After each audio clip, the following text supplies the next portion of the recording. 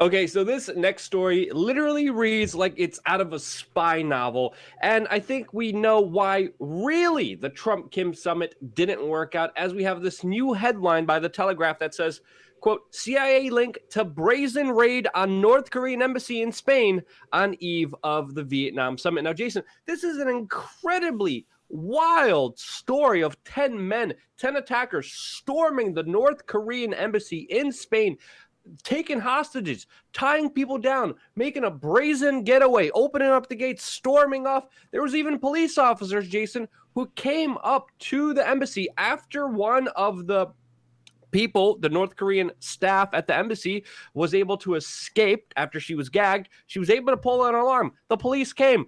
These guys that the Spanish intelligence point to CIA we're like, yeah, everything's fine here. The police left and they made a brazen getaway with North Korean computers. Absolutely insane. What are some of the other details that that you want to share with this particular story, Jason? Well, first of all, let's just talk about how only the European media is even discussing this. So we have the Telegraph, we have the Guardian. You know what we don't have?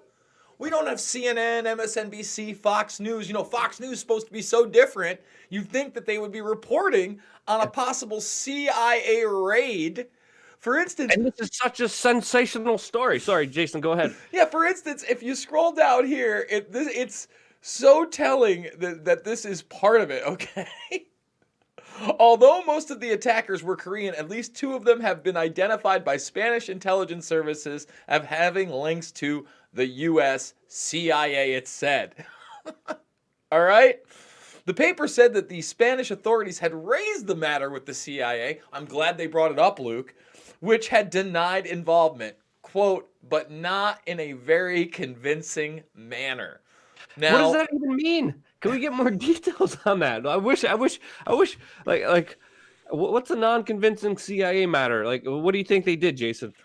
They said, no, we were not involved. They acted like a scorned boyfriend. I can't believe you would accuse us of that on the eve of the summit. This happened 5 days before the Vietnam summit, right? So do we think it's a coincidence? Again, we're now hearing about this, 4 weeks later, almost 4 weeks later, not 4 weeks later. We have the intelligence agencies, we have the reports, we have the CCTV footage, we have the fact they didn't kill anybody.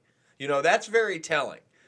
In case they did get caught and their plausible deniability was no longer maintained, they could say, hey, we didn't murder anyone. This was really United States national security. We were having these meetings and summits. We have to know exactly what North Korea is doing. And I think that's the next big point right here, Luke. Yeah, that's the next point. That's the next big point that we're going to get into. But the article says, although most of the attackers were Korean, at least two of them have been identified by Spanish intelligence services as having links to the U.S. CIA. And this is Spanish intelligence coming out and saying, hey, this is pretty brazen. This is pretty ballsy. This is pretty a direct attack on North Korea, which obviously shows why there was a lot of skepticism. And another reason why this whole deal didn't work out, because in the news, we heard different versions of events. We heard that the Trump-Kim summit didn't work out because of a demand to end sanctions by the North Koreans. The North Koreans later came out and said, no, that's not what happened. We actually agreed to the terms that the U.S. offered. But we also got a little bit of hints from Donald Trump when Trump said, essentially to the point that we knew more than we thought that they did, than we thought that than the Koreans thought that the U.S. did know. And obviously the spying efforts by the U.S. are very vast, but they're usually more professional than this, which obviously, again, what was the purpose of 10 people going into the North Korean embassy, not hurting anyone, not killing anyone, but just stealing computers and running off in this, sophisticated kind of plan that unfolded? But it was, again, just very brutish of them. So I think this is one of the reasons that they could have possibly unearthed some information about North Korea that North Korea didn't know that the U.S. knew about. And Trump brought it up during the summit. And this is what caused the summit to end abruptly. And this is why I think we saw the North Korean security guards running away and the whole schedule just being canceled in Vietnam when it was supposed to still go on from there. That's my kind of analysis on it. What do you think, Jason? Well, if you read the article here, this is Trump's quote. We know the country very well. Believe it or not, we know every inch of that country. Okay, this is days after this raid. He said this at the press conference. He suggested the U.S. negotiators share the intelligence with the North Korean counterparts during the two-day summit. We brought many, many points up that I think they were very surprised we knew. So, again, there's a lot of evidence here. And, Luke, outside of just intelligence reports, outside of this raid, about a week before this raid, there was a report out there. People need to realize that they did have, in North Korea, intermediate range missile capable of hitting Japan.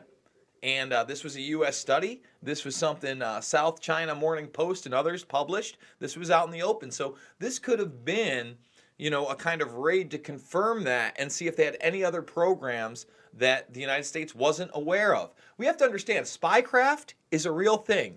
Espionage is a real thing. And obviously this raid wasn't to rob people of money or wealth. It wasn't to assassinate anybody. It was to gain intelligence. How convenient.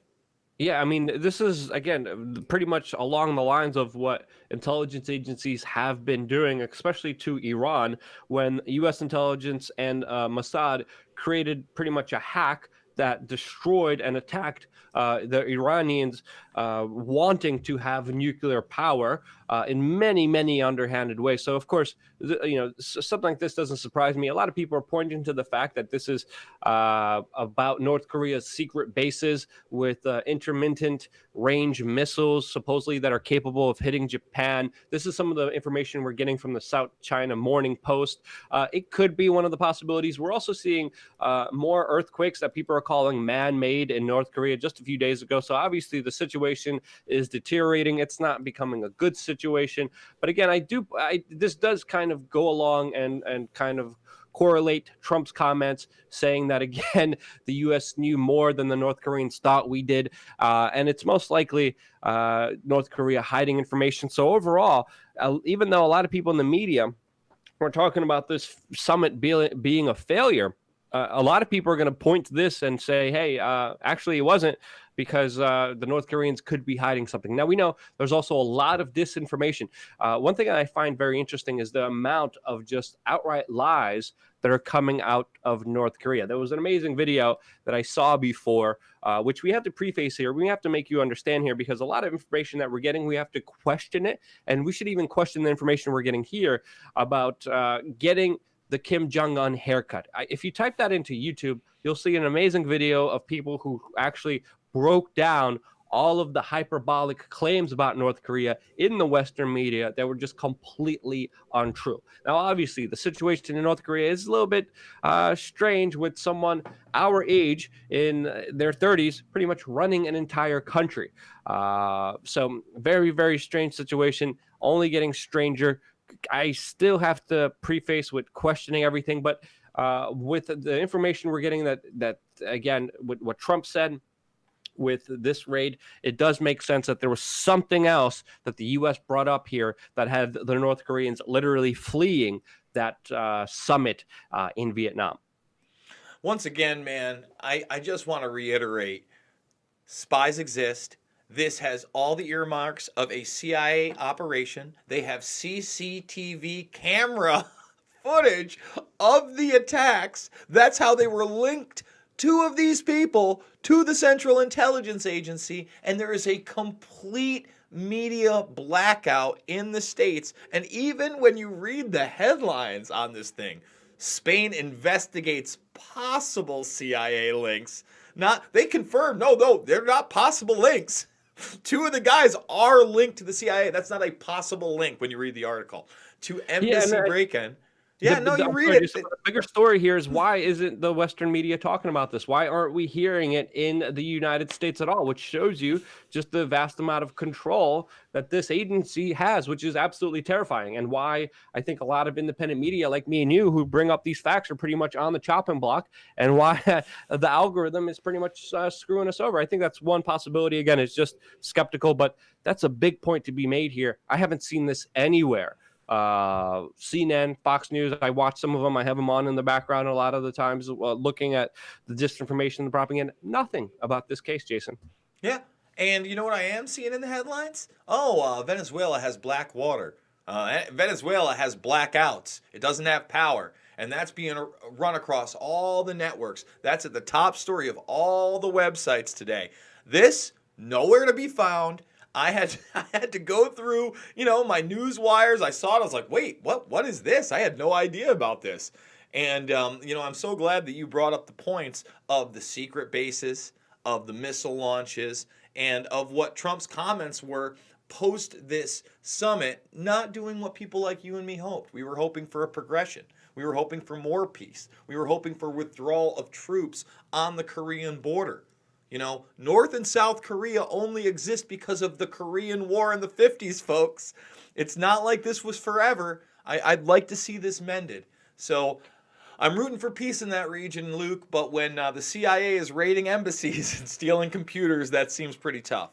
And coordinating a lot of things with the mainstream media, which, by the way, the mainstream media was actually rooting for the opposite. They were, with some people, even classifying as trying to sabotage this meeting. And obviously, whenever peace comes into play, a lot of the military-industrial complex connected pundits and analysts and special experts that they have on the mainstream media, they won't tell you a lot of these bigger things. So that's why we're here as independent media, and we're here because of your support, you guys sharing, you guys donating. And if it wasn't for you guys, we wouldn't be here. And that's why I love you guys. Thank you again so much for watching. Stay tuned for more here on youtube.com/WeAreChange.